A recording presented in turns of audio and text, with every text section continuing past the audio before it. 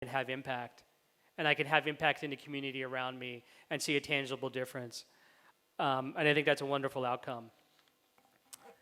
But for us to sort of, as we look ahead and think about, can this continue, there are clearly obstacles and there's clearly solutions. None of these are new. I think all of you are familiar with these.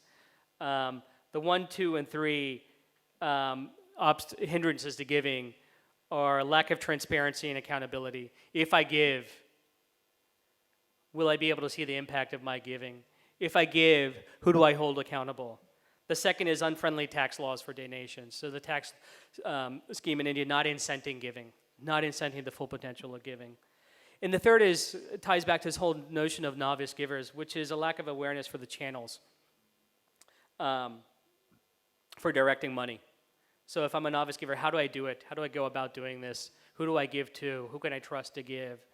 The one notable thing is the chart compares 2011 and 2012.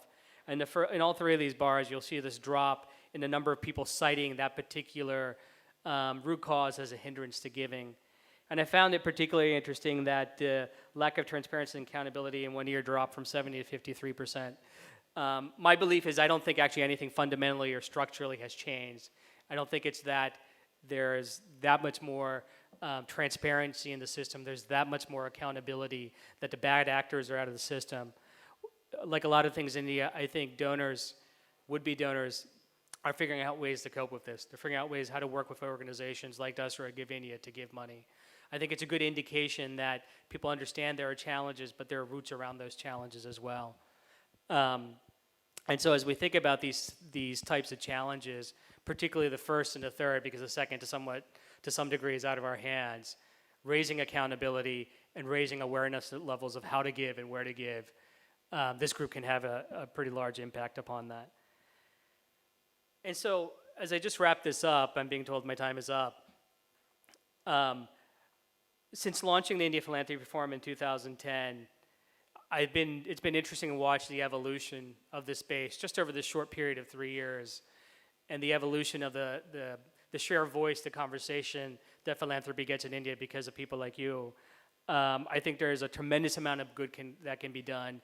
I think there's clearly a set of novice givers in India that need to be brought into the fold, raise their confidence levels, and it can have a profound impact on India. And I think folks like you can change and chart the course of philanthropy in India. So I applaud you and your efforts. Thank you.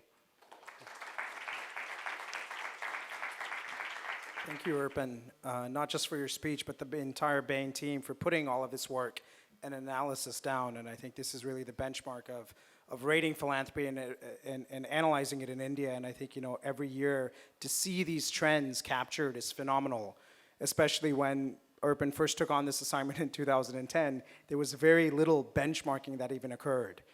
So I think just having this is phenomenal.